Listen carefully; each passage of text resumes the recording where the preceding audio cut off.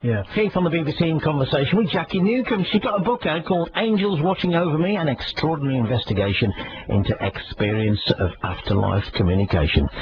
Jacky, your decision to write the first book partly based on wanting to make the phenomenon more sociably acceptable and not for the sole domain of crystal-wearing hippies. Yeah, I think that was a personal thing. I mean, I wanted a book that just a normal person like myself would find very accessible. Yeah. And that was the plan, really. And I wanted to be able to share all of these amazing real-life experiences that people had talked to me about, and I wanted to get them down into a book.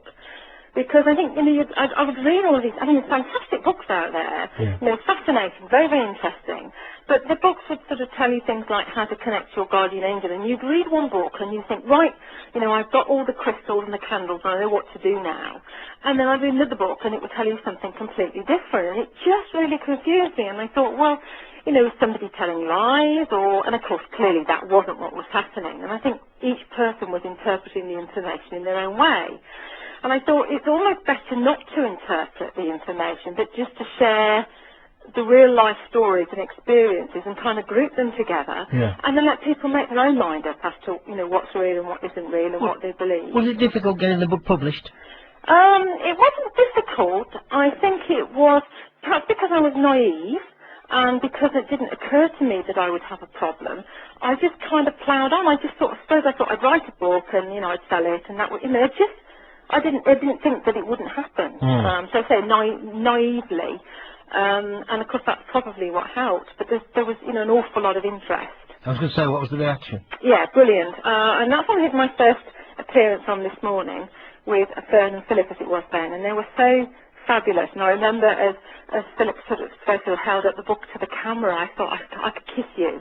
And the book had sold something like 200 copies on Amazon in 2 hours. Wow. Because it just, I guess, people were interested, people were looking for something. So that did really well. I mean, by the time the book sort of came to print, I'd by that time got a lot more stories, and was ready to sort of do the next one and the next one and the next one.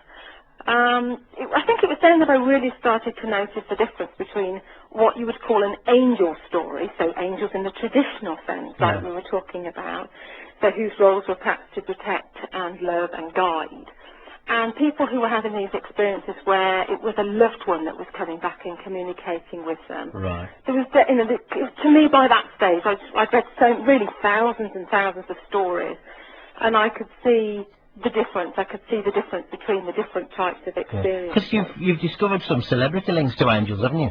It's amazing how many experiences that celebrities and prime ministers, presidents, members of the British royal family who've had contact with the afterlife. Yeah. And I think the reason is that because we all lose people.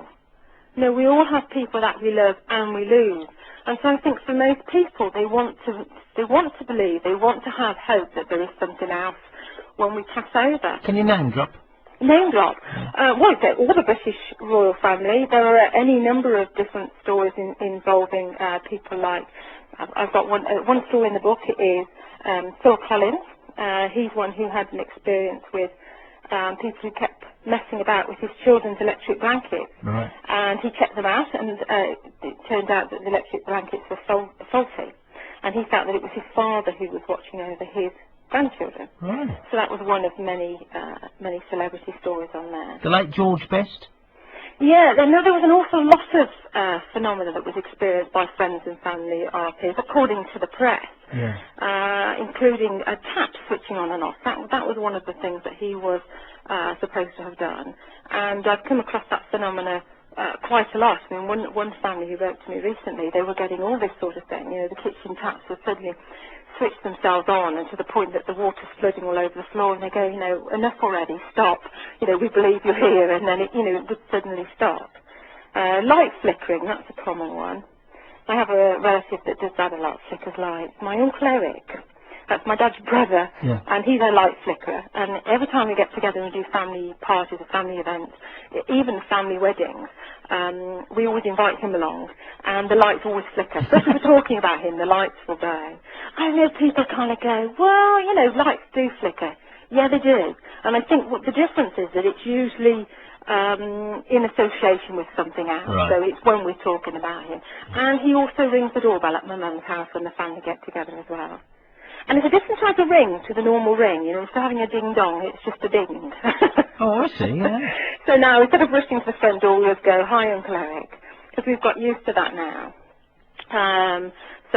Clockwork things, that's another thing they do. They can stop and start clocks, they can set alarms off. So are you more calmer about things now? Yeah, I mean, I just find it fun now. It doesn't bother me at all. And I think the paranormal is about the unknown. In fact, the word occult means the unknown. Right. And I think it's like it's the dark. In the dark, when you're a child, it's frightening because you can't see what's there.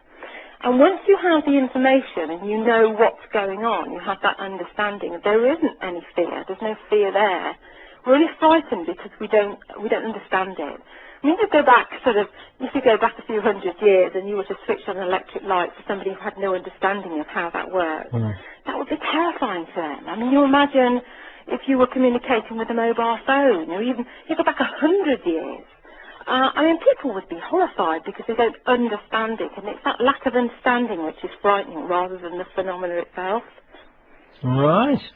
I'm intrigued. I am literally intrigued. What's next for you? Well, I have more books. I mean, I'm already working on a book of children's psychic experiences and paranormal experiences. There are lots of children out there, very, very psychic. I've thought that, we really haven't seen before. So lots of children coming through with these paranormal experiences. And really TV. I'm kind of working very hard at the moment looking for TV opportunities because it's time to sort of get the non-scary paranormal on the television now. I think people are interested, you know.